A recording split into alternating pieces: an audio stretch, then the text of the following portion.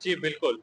ये जो हमने 2 दिवसीय नेशनल सेमिनार जो कि आईसीएसएसआर न्यू दिल्ली के साथ और Bhojpur chamber of commerce and industries Arrah के साथ एसोसिएट करके हमने यहाँ पर आज इसके कंक्लूडिंग सेशन में पहुँचे हैं। बहुत ही सफल रहा है ये सेमिनार बिकॉज़ लास्ट 2 डेज़ से different personalities, different speakers, orators and educationist हमारे साथ जुड़े।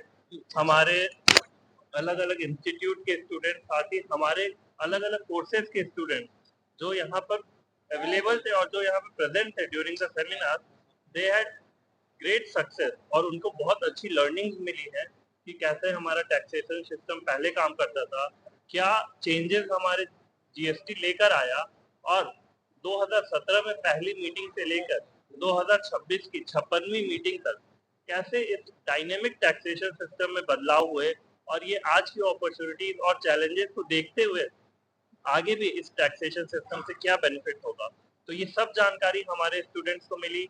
आज हमारे एआईसीटीई के इनोवेशन डायरेक्टर डॉक्टर दीपक साहू सर भी यहाँ पर प्रेजेंट हैं और वो अपने हाथों से हमारे पार्टिसिपेंट्स, हमारे स्पीकर्स को सर्टिफिकेट भी डिस्ट्रीब्यूट करेंगे।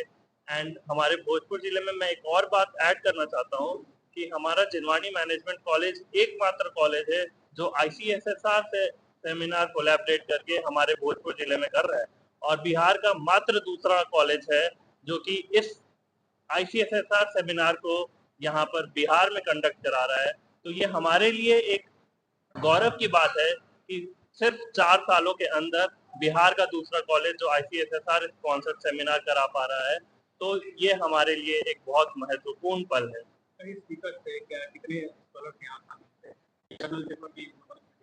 जी बिल्कुल, आज हमारे कॉलेज के स्टूडेंट्स, हमारे कॉलेज के प्रोफेसर, साथ-साथ वीर कुंवर सिंह यूनिवर्सिटी के रिसर्च स्कॉलर, साथ ही दिल्ली से आई हुई रिसर्च स्कॉलर और हमारे पटना से भी डिफरेंट कॉलेजेस और यूनिवर्सिटीज के स्टूडेंट्स ने यहाँ पर अपना रिसर्च पेपर प्रेजेंट किया है और उन्होंने और इसका पब्लिकेशन आईसीएसएसआर के पब्लिकेशन में भी हम कराएंगे और ऐसा आईसीएसआर ने बोला भी है कि you submit the papers and we will have it reviewed and they will publish it in their journal. आज बिहार का एक छोटा सा सिटी आरा में एक मैनेजमेंट इंस्टीट्यूट, एक एजुकेशनल मैनेजमेंट इंस्टीट्यूट, एक नेशनल सेमिनार जो कि एक वेरी स्पेसिफिक टॉपिक कहते हैं जीएसटी रिफॉर्म्स के ऊपर, जो कि इंडिया का एक सबसे innovative institutional innovation governance system में हुआ है। आज उसके ऊपर चर्चा चल रहा है, 2 दिन से चर्चा चल रहा है और ये really good to know that कि हमने सारे पहलू पर कोशिश कर रहे हैं कि ये जीएसटी रिफॉर्म्स जो था ये भी एक इनोवेशन होता है सिस्टम पे, ये पब्लिक गवर्नेंस सिस्टम का इनोवेशन है और ये कोई ओनली टैक्स सिस्टम है, फाइनेंशियल इनोवेशन नहीं, ये इकोनॉमिक इनोवेशन है। इसको हम ह्यूमन बिहेवियर इनोवेशन कर सकते हैं, यहाँ पे हम इंस्टीट्यूशनल मैकेनिज्म इनोवेशन कर सकते हैं। तो ये सारे जो इंटरडिसिप्लिनरी इनोवेशंस का कंपोनेंट को टच करते हुए and we are now discussing upon the GST reform as how it actually helping in India to achieving its own mission कि हम विकसित भारत बनाने के लिए और एक क्या कहते हैं एंटरप्राइजिंग कम्युनिटी डेवलप करने के लिए और छोटे एंटरप्राइजिंग एंड ऑल्सो बड़े एंटरप्राइजिंग के लिए कॉमन मार्केट सिस्टम जो कि यूनिफाइड सिस्टम जो कि सारे beyond the local beyond the state, सारे स्टेट के लिए वो दे कैन रीच आउट। तो ये सारे चीज का डिस्कशन हो रहे हैं एंड यहाँ का जो पार्टिसिपेंट्स है specially the students community, they are participating and they are also broadening their understanding कि how each and every reforms happening in our country, how actually it has a impact and effect on the Indian economy, and as a youth how they will also contribute in terms of bringing new knowledges, new thoughts into the system. So I will congratulate, I will send my best wishes to the Jinwani Management Institute for organizing this kind of seminar in association with the ICSR, and this is a and especially they are putting the agenda innovation agenda core में रखते हुए ये लोग कर रहे हैं and ऐसा ही चीज रेगुलर होता रहे सो दैट हमारा लोकल ये जो टॉपिक है ना, ये टॉपिक आपको जनरली इनोवेशन के साथ लिंक करने के लिए बहुत कम जगह मिलेगा, है ना। Choosing a very specific topic GST और उसका रिफॉर्म्स के साथ फिर इनोवेशन गवर्नेंस के साथ जोड़ना या फिर उसके उस एंगल से, उस पर्सपेक्टिव से देखना और वो फाइनेंशियल नॉन फाइनेंशियल इनोवेशन को देखना, ये इटसेल्फ एक बहुत अच्छा स्टेप है। लेकिन हमें यहाँ पे नहीं रुकना चाहिए, ऐसे ही और भी बहुत सारे स्पेसिफिक टॉपिक लेके उसके ऊपर भी ऐसे हमें सेमिनार वगैरह करना चाहिए, है ना? तो इस तरीके से हम इकोसिस्टम्स को और स्ट्रेंथन कर पाएंगे एंड हमारा जो यूथ है वो मजबूती से इन्वॉल्व हो पाएगा। बहुत सारी चीजें निकल के सामने आई।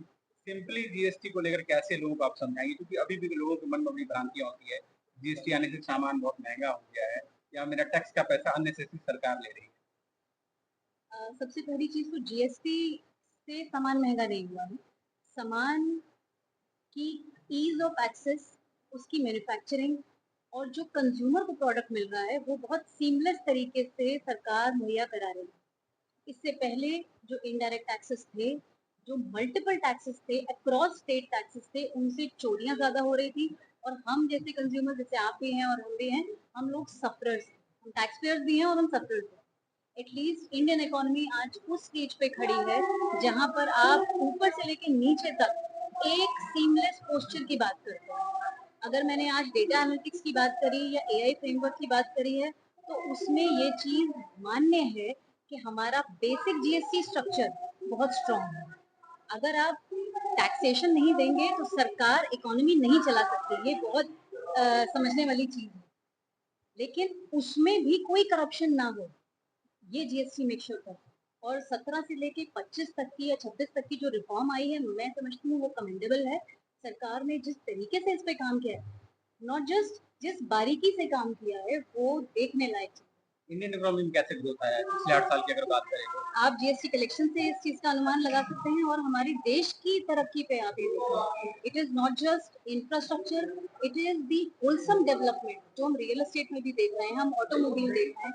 एक कॉमन आदमी की बेसिक लिविंग शैली किस तरीके से बढ़ी है, वो वाकई के काबिल है। जीएसटी का बेनिफिशियरी सबसे ज्यादा कौन है, कंज्यूमर या फिर जो प्रोडक्ट बेच रहा है यानी कि मार्केट? मुझे लगता है सभी। पहले ये एक जगह सीमित थी चीज, लेकिन अब ये सभी के लिए बराबर है। मैं जितना काम कर रही हूँ उतना पैसा या उतना प्रॉफिट मुझे मिलता है। It is as simple as. और वन टैक्स वन नेशन वाला पॉलिसी परफेक्ट है, एटलीस्ट इंडिया जैसी डेमोक्रेसी। अपना नाम और परिचय बता दीजिए। मेरा नाम डॉक्टर चारू गुप्ता है, मैं भगवान परशुराम इंस्टीट्यूट ऑफ टेक्नोलॉजी से हूँ, कंप्यूटर साइंस डिपार्टमेंट में, दिल्ली।